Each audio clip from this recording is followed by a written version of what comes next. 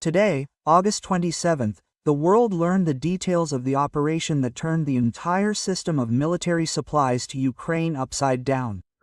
On August 2nd, when the sun had already disappeared behind the horizon, death came from the depths of the sea. The blow was so precise and unexpected that it shook not only the region itself, but also the headquarters in Brussels and Washington. The Russian submarine found its target. A merchant ship heading to the Danube with a secret cargo of Western weapons. One shot deprived the Ukrainian army of strategic reserves and showed the whole world new rules of the game. Kyiv once again faced the harsh reality, and the international community froze in anxious anticipation. On the fateful night of July 25 to 26, the Russian submarine acted like a ghost of the sea depths. No one saw it approaching, no one heard its breathing. A missile fired at an unsuspecting dry cargo ship cut through the night silence. The ship slowly moved along the coast of Bulgaria and Romania, heading for the delta of the great European river. The news of the incident exploded in NATO headquarters like a time bomb. Analysts and military officials could not believe what had happened. Intelligence sources revealed the shocking truth. A deadly cargo was hidden under an ordinary merchant flag. In the ship's holds rested an entire arsenal of modern weapons, sent by Australia and allied countries for the needs of the Ukrainian military. This incident has already been dubbed the most painful blow to Western military logistics since the beginning of the conflict. The ship disappeared from radar screens in just a few minutes. Western sources report that the ship left the Bosphor area under the guise of an ordinary commercial flight. Its route was kept in the strictest confidence. The ship's documentation did not contain a word about the military contents. The outer dry cargo ship was absolutely no different from hundreds of other bulk carriers prowling the waters of the Black Sea. However, Russian intelligence had long known about its true mission. Military experts claim that the attack was carried out by a Project 636 Varshavyanka submarine. The legend of the submarine fleet, known for its incredible stealth maneuvering capabilities. The submarine crept up the Danube from the open sea, deftly bypassing all the standard surveillance zones of the alliance. The Caliber P missile, aimed right at the cargo hold, literally tore the steel hull in two. Just 15 minutes after the powerful explosion, only air bubbles remained from the once proud vessel on the sea surface. Intercepted communications indicate that the explosion was so monstrous that it generated a wave that rolled all the way to the Romanian coast. Local fishermen still talk about a flash of light, as if a second sun had flared up in the middle of the pitch-black night. The Pentagon and NATO command remain silent, avoiding explanations of the true contents of the sunken cargo. But leaks of information have already become a real international sensation. Sources close to the Australian military department reveal stunning details. On board were 60 M1A1 Abrams tanks, decommissioned but fully modernized.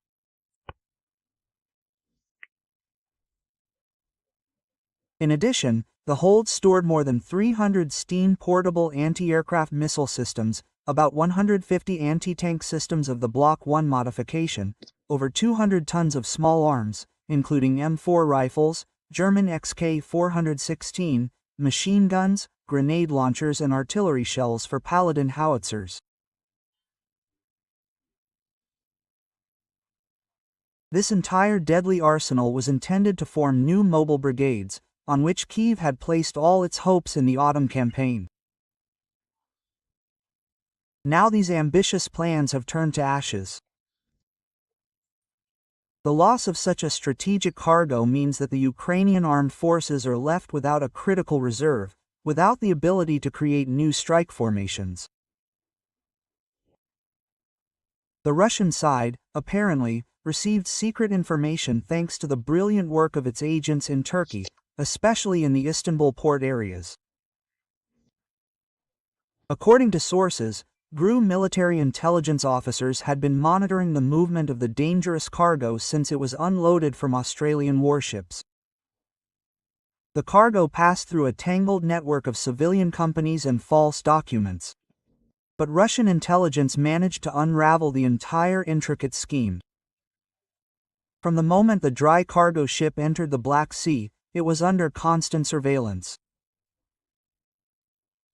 This blow was not just a military victory, but also a crushing blow to the intelligence and logistics system of the entire North Atlantic Alliance. The main strength of Western supplies has always been secrecy and the use of civilian cover, but now this well-established scheme has seriously failed. Real panic began in Brussels and Washington. Just a few hours after the disaster, an emergency meeting of the NATO Military Committee was held. Generals and admirals feverishly discussed ways to replenish the lost cargo, without which the Ukrainian army will not be able to carry out a single serious operation in the foreseeable future. After the daring attack by a Russian submarine, it became clear that the alliance's usual logistics scheme no longer works. Over the past months, NATO has painstakingly built supply routes, relying on the use of civilian ships under neutral flags. These secret flights passed along the coast of Bulgaria and Romania, disguised as documents on supposedly humanitarian shipments. However, the attack on the night of July 25 to 26 completely destroyed the illusion of security of such routes. Against the backdrop of constantly growing losses of warehouses, airfields and logistics hubs inside Ukraine itself, this incident was a blow to the foundations of the concept of Western support. It has now become absolutely clear: Russia is no longer limited to passive defensive actions. It is actively and mercilessly hunting for any supplies that can strengthen the Kiev regime. The Ukrainian armed forces have lost the strategic reserve, on the formation of which the main stakes were placed. The new brigades, which were supposed to become a powerful striking force of the autumn campaign, are now only plans on paper. Without these critical supplies, the Ukrainian army is becoming a depleted defensive force, unable to replace losses and create strategic reserves. Even in the United States, alarming questions have begun to be raised. Is it worth continuing expensive aid if Russia is capable of nullifying any supplies before they reach their target? The strike on the cargo ship is seen not just as a tactical success, but as a powerful geopolitical signal. Moscow has clearly demonstrated its readiness to act covertly, precisely and professionally, striking without prior warning. This is an entirely new phase of the conflict, in which the West no longer dictates the terms of the game, but is forced to respond to bold initiatives by Russia. NATO headquarters are urgently discussing the mysterious question of how a Russian submarine managed to penetrate the western part of the Black Sea, which is under constant and careful surveillance.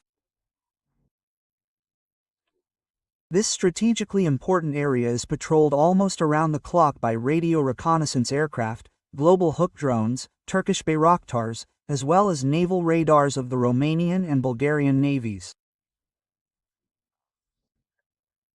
However, none of these high-tech resources recorded the approach of the deadly submarine. The preliminary version of military experts suggests that the submarine approached its target in absolute radio silence, masterfully using the relief of the seabed for camouflage. It is likely that it is equipped with a fundamentally new low-noise power plant, which has not been previously recorded in the Black Sea. Some analysts even put forward a bold assumption that Russia used modernized technologies to suppress Western sonar systems. In addition to complex technical issues, a serious scandal broke out within the alliance itself, associated with massive leaks of classified information. How did Russian intelligence manage to calculate the exact route of a vessel that was carefully disguised as an ordinary empty bulk carrier? In the Marintrovich system used to track civilian ships, the route was registered as a routine voyage to load grain in the port of Reni. Such a scenario has served as a reliable cover for many years. Dry cargo ships with military cargo are regularly registered under the guise of humanitarian missions. But this time, Russia knew absolutely everything in advance. In closed NATO offices today, alarming assumptions are being made about a possible spy leak from Turkey or Bulgaria, as well as about the activities of double agents in logistics companies associated with military shipments. There are persistent rumors that the GRU has somehow gained access to classified communication channels through which all arms supply routes are coordinated. This version has led to a real explosion of panic in the Brussels offices. The situation was further aggravated by the fact that, according to European publications, the ship was struck not by a standard missile, but by a modified munition from the arsenal of the Poseidon underwater complex. This strategic unmanned vehicle, which has a virtually unlimited range, was previously used exclusively within the framework of the deterrence policy.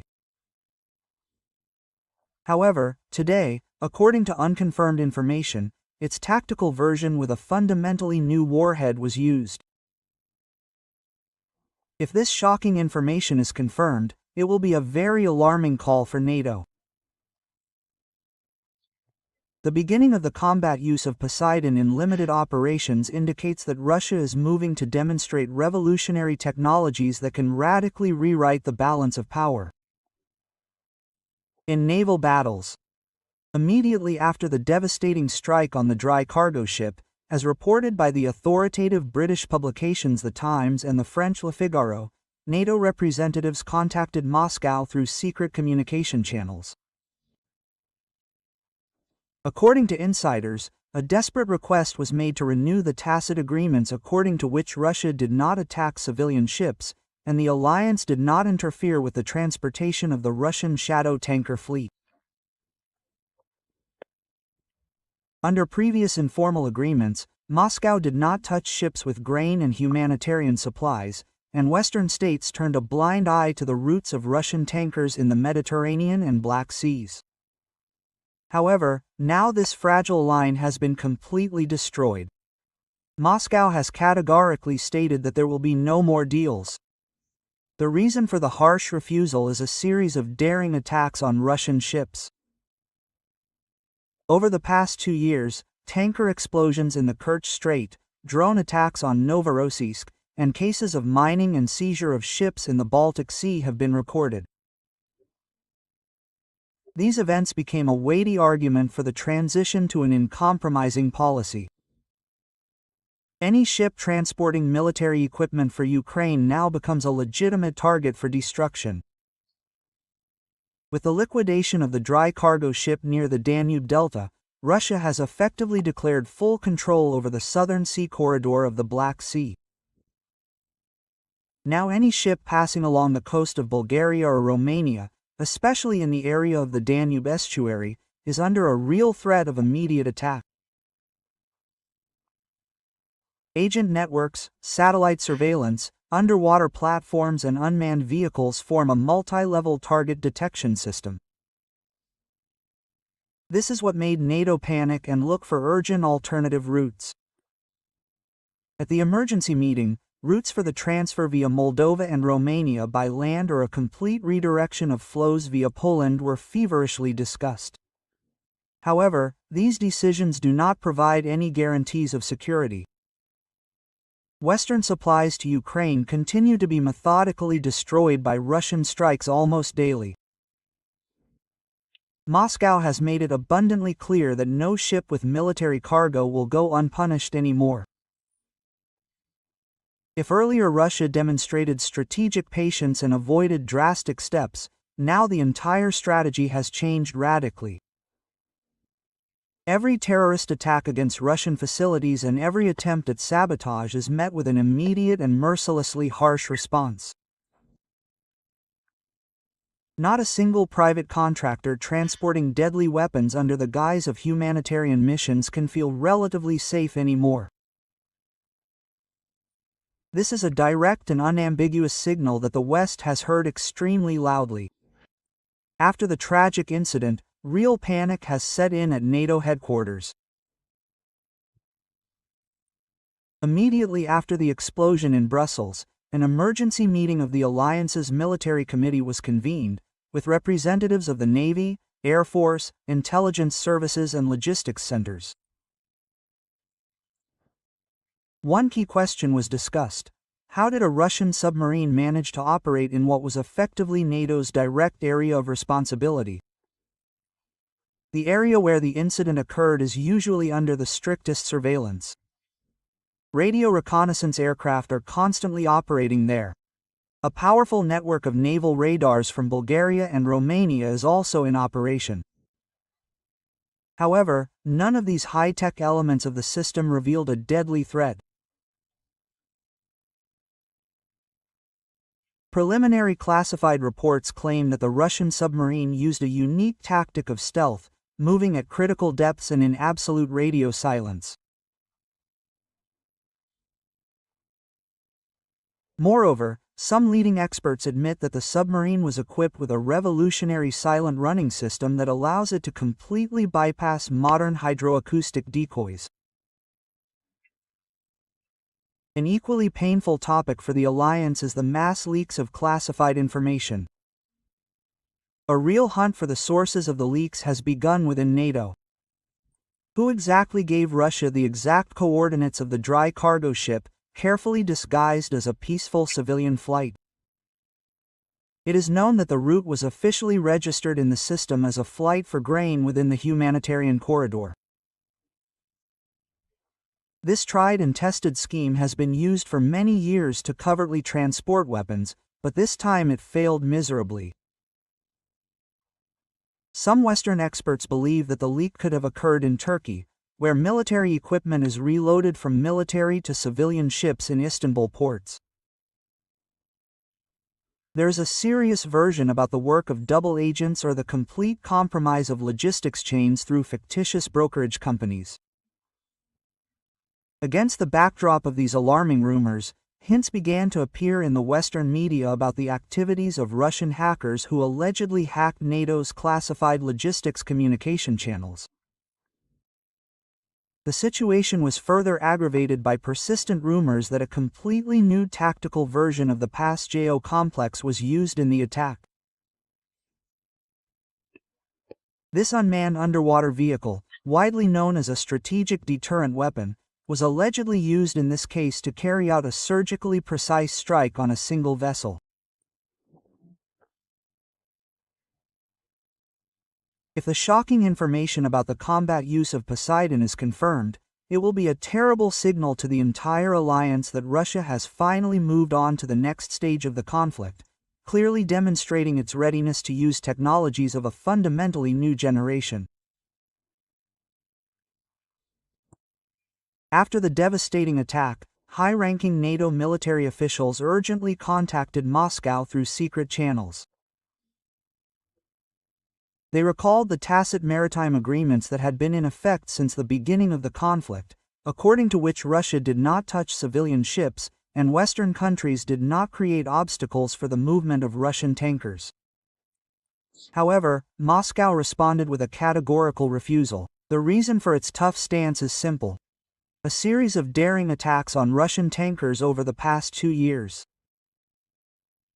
Among these incidents are a drone attack on a tanker in the port of Novorossiysk, the explosion of a vessel in the Kerch Strait, mining of ships in neutral waters, as well as attempted seizures in the Baltic Sea. The Russian side made it clear, there will be no more agreements.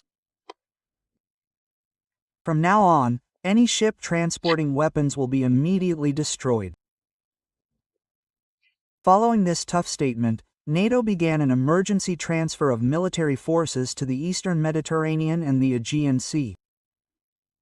Extremely tough language was voiced at an emergency meeting of the alliance's defense ministers. It was officially announced that if Russia continues to strike at sea routes, NATO reserves the right to strike back asymmetrically at Russian interests anywhere in the world. The phrase about the right to a symmetrical response sounded like a veiled threat to attack Russia's shadow tanker fleet. This fleet plays a critical role for Moscow in the context of international sanctions, ensuring the sale of oil and equipment through offshore structures and neutral flags. The first to speak openly about this was the French defense minister, who said that Russia had allegedly violated the previous balance of tacit agreements. According to insiders, military officials from Italy, Greece and Spain have received direct orders to prepare operational scenarios for tracking and possibly blocking Russian vessels in the eastern Mediterranean. The Pentagon, in turn, has developed a plan for a temporary flag freeze, convenient registration for vessels associated with the Russian Federation. Moscow reacted almost immediately. The press secretary of the Russian president made an extremely tough statement. Any attempt to attack Russian vessels in international waters will be regarded as an act of direct aggression, which will be followed by a mirror, immediate and disproportionate response. Sources close to the Ministry of Defense reported that even harsher warnings are being heard in closed offices. If even one Russian tanker is attacked, Russia will immediately switch to a maritime escalation mode. In this case, the Mediterranean will be considered an active combat duty zone, and NATO vessels will completely lose their freedom of action there. It is already known for certain that a Russian Yasenem submarine, equipped with Zircon and Caliber missiles, as well as the Poseidon system, has been sent to the eastern Mediterranean. Support vessels, including tankers and powerful tugs, are being urgently transferred to the Tartus area. Moscow views these demonstrative actions as an unambiguous signal showing its readiness for further naval escalation.